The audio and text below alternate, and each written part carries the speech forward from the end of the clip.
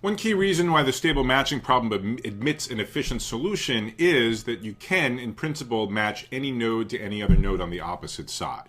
Sure, the nodes have preferences and might not want to be matched to certain nodes, but there's no hard constraints preventing certain pairings. When you do have such hard constraints, we wind up with the classical bipartite matching problem.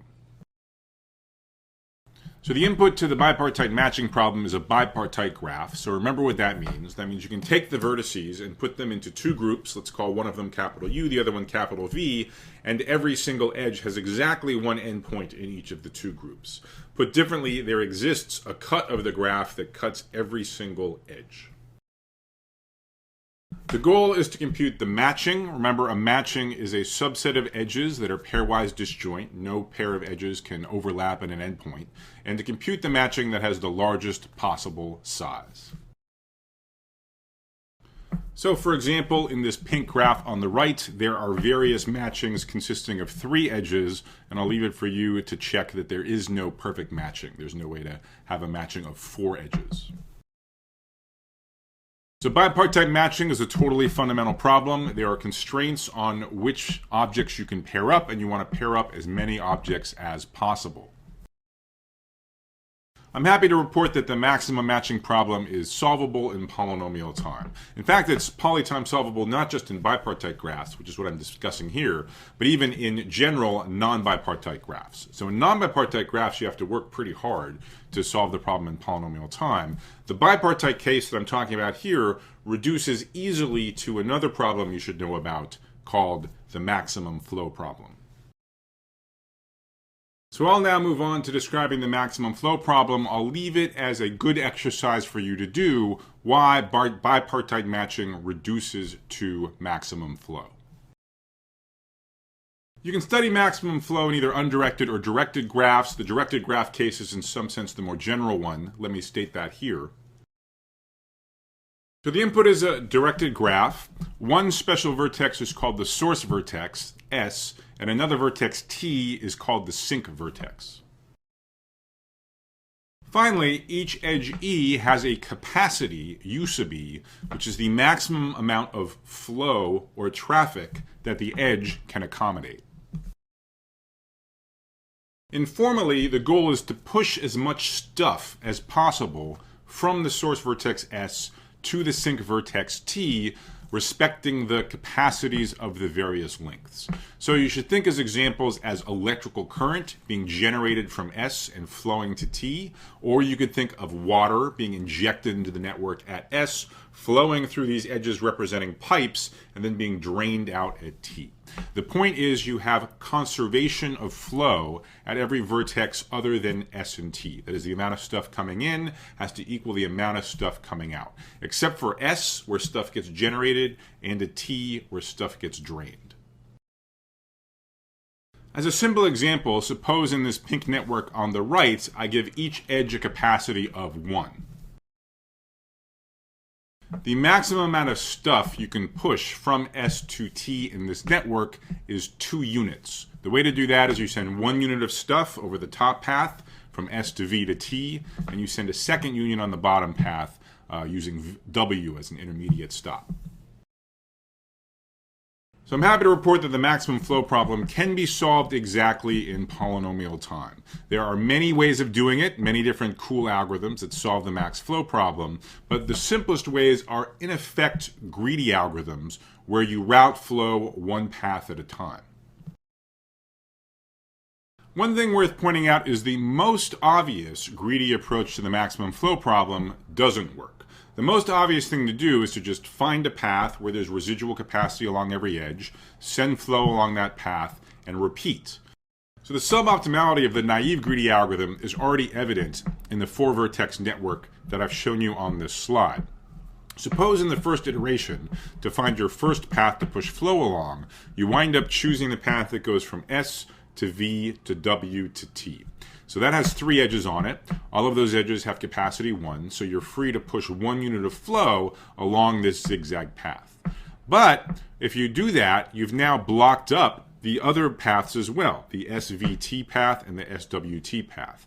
There is no way to send further flow along any of those three paths. So this naive greedy algorithm only computed a flow of value 1, whereas we know the max flow value is equal to 2. So instead, you have to allow a more generous notion of an augmenting path where you can send flow in reverse, in effect undoing augmentations of previous iterations. But with this more generous definition of augmenting paths, the resulting greedy algorithm is indeed guaranteed to compute a maximum flow. Moreover, if you're smart about which augmenting path you use in each iteration of your greedy algorithm, you can prove a running time bound which is polynomial. There's also a number of non-augmenting path-based polynomial time algorithms for the maximum flow problem as well. In fact, this diversity of solutions for the maximum flow problem makes it a little hard for me to give you a succinct bottom line about what running time you can get for this problem. But roughly speaking, we don't have algorithms which are near linear time, but we have plenty of algorithms which are not much worse than that. Say in the quadratic regime, think about, Bellman-Ford-like running time bounds of m times n. And a lot of these algorithms do quite a bit better than quadratic in practice.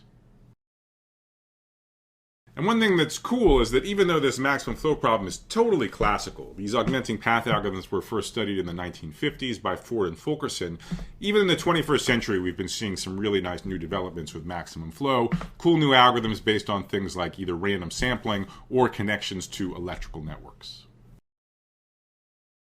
In some applications of flow networks, you want to think about flows as not being computed by some centralized algorithm, but rather as arising from the behavior of a number of participants. Think, for example, when you get in a car and drive from, say, home to work. Nobody's telling you which route you have to take. Rather, you choose what route you want to take from home to work based on your own preferences. For example, perhaps you take the shortest route available. Such self-interested behavior in networks has been a major research topic in the 21st century. Let me just show you one cute cocktail party ready example of that called Braesss paradox. So imagine we have a flow network, and again, you might want to think about road traffic as being a simple example. Let's focus on a case where a bunch of morning commuters are leaving a common suburb represented by a vertex S, destined for some nearby city, let's call it a vertex T, all leaving at roughly the same time, and all of them get to pick whichever routes they want through the network to get from S to T. So to better represent issues in transportation networks, let's, instead of thinking of links as having capacities, let's think of them as having delay functions. So for each edge, there's going to be a function which describes, as a function of how much traffic uses that edge, what is the resulting travel time that all of that traffic endures. So as you know from your own experiences, the more congested a road is, the longer it takes you to get across that road. So as an illustration, in this pink network on the right, let's give two of the roads the constant delay function always equal to 1. So these would be roads that have in effect an infinite number of lanes, but they're also pretty long. So no matter how much traffic is using it, it always takes you an hour to traverse one of these two roads. The other two roads, by contrast, we're going to have the travel time increase with the congestion.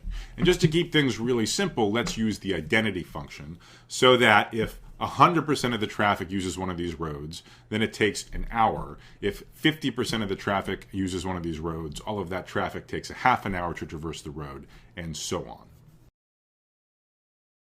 So let's now look at this pink network. Remember, we have this one unit of selfish traffic, which is representing hundreds or thousands of drivers that are picking their own routes from S to T. Let's assume that drivers just want to get to T as quickly as possible. They just want to minimize their travel time.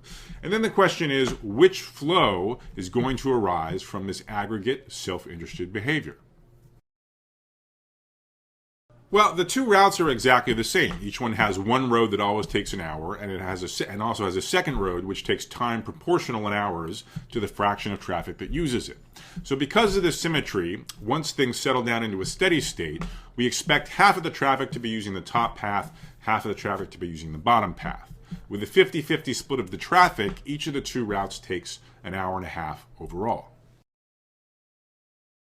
Now, I mentioned something called Braesss paradox. So what's the paradox? Well, imagine that we view this hour and a half commute time as totally unacceptable.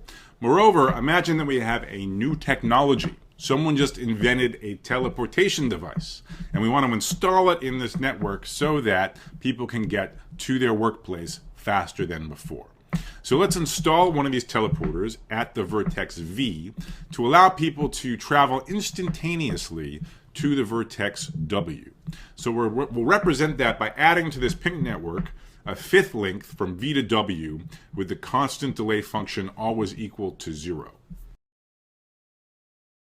So what are the ramifications of adding this teleportation device allowing you to go from V to W instantaneously? Well, suppose you were one of these drivers, stuck with your current commute time of an hour and a half. No surprise, you would want to ditch your old route to make use of this new teleporter. So you would want to switch from your old path, whether it was SVT or SWT, to the new zigzag path, SVWT. It's looking like then you'd get to work in only an hour. You'd spend half an hour on the edge SV, instantaneous teleportation, and another half an hour on the edge WT. But here's the catch. Not only are you going to switch your path to use the teleportation device, so are the thousands of other drivers. So in the new steady state, after we've augmented the network with this teleportation device, everybody's going to be using the zigzag path, SVWT. And now that everybody's doing exactly the same thing, all of the traffic uses the edge SV, driving its travel time up to an hour. Everybody's using the edge WT, driving its travel time up to an hour. So now, despite the fact we've made the network intuitively only better, in the unique new steady state, assuming everybody selfishly chooses their minimum travel time path, the commute time has actually gotten worse. It's jumped from an hour and a half for everybody to 2 hours for everybody. That is Braesse's paradox. Improvements to networks where you have selfish users can make the outcome worse for everybody. Wow. So that's Braesse's paradox, discovered by, you guessed it, Braesss, a German mathematician, back in 1968. Amaze your friends and colleagues at the next nerdy cocktail party you find yourself at. Actually, there's a physical realization of Braesse's paradox you might find more useful for that purpose. Here's the idea. The idea is you're going to take as ingredients strings and springs.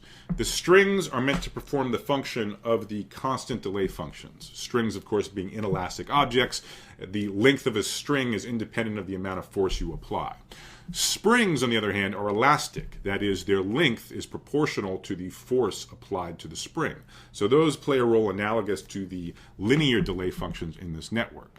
So Braesse's paradox shows that there exists a way to wire strings and springs together and then hang this contraption of strings and springs from a fixed base, say the underside of a table.